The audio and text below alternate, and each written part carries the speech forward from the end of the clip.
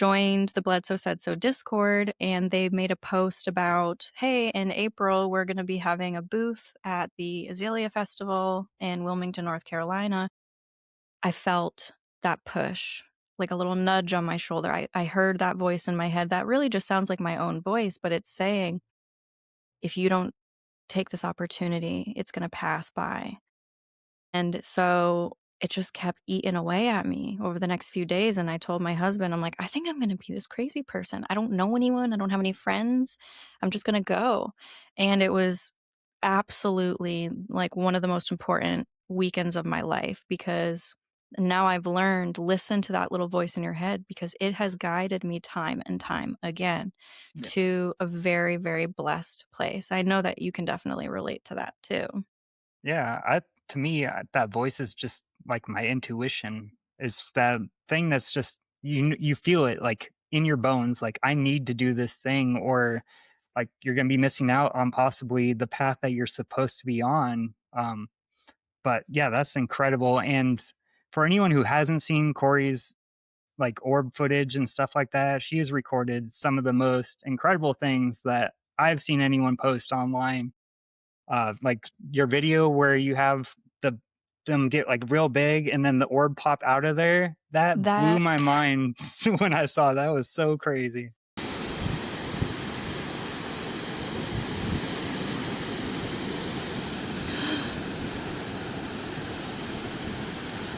Oh, thank you so much. Wow. Thank you.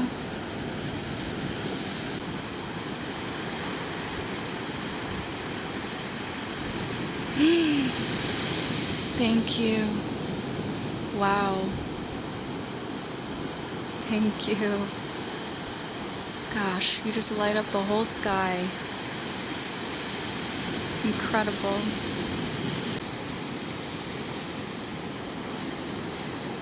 You guys are getting so dim on me.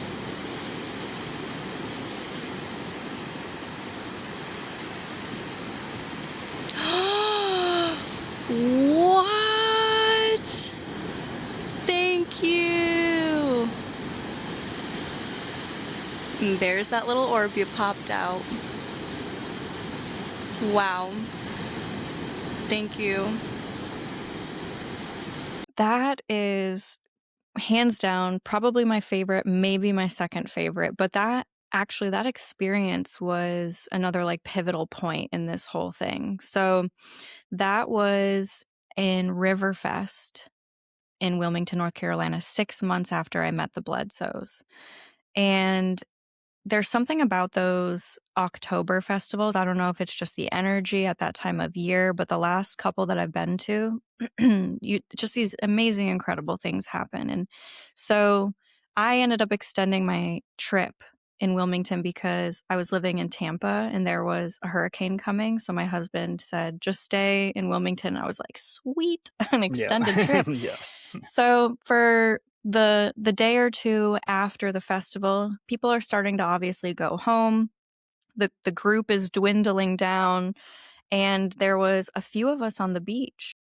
And this was maybe like 2 nights after the festival, and we started to see these explosions of light in the sky. And each time I just like was barely catching it with my camera. Everybody was freaking out. And it wasn't until maybe a couple of days after that, I was the last one on the beach. Everyone else had gone home, and I was still sort of like, stranded there, so to speak. Yeah. I mean, I was happily stranded there.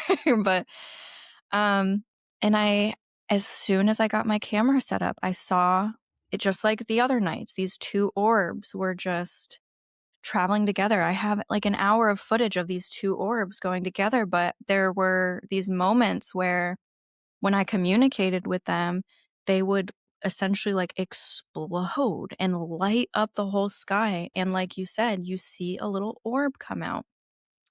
So that was a huge moment for me because that's when I decided to start sharing my videos more publicly. That and someone had taken a lot of my videos out of the Discord and shared them. And then some other YouTube account took those videos and shared them.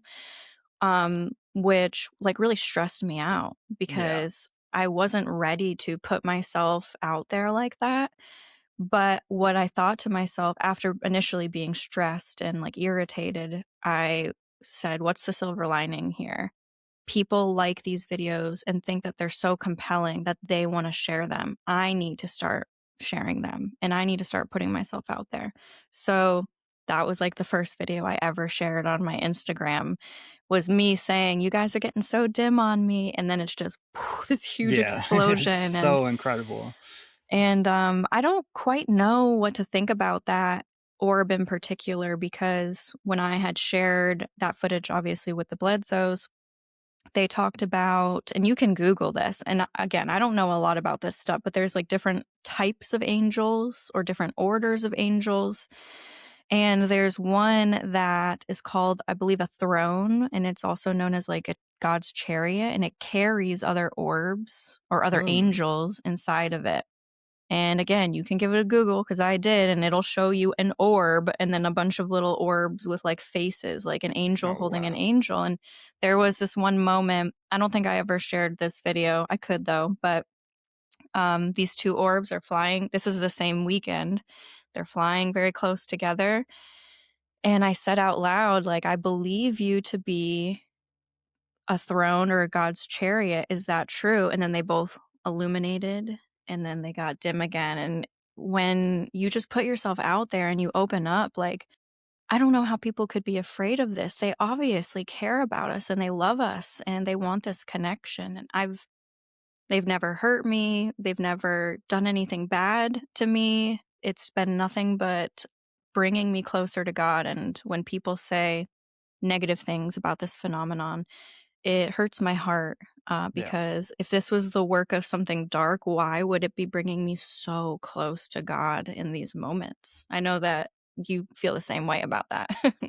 Yeah, like it brought me to God. I didn't even believe in God, and now I do after experiencing it. That's the And work of the devil right there. yeah, definitely. Yeah, they're trying to trick you.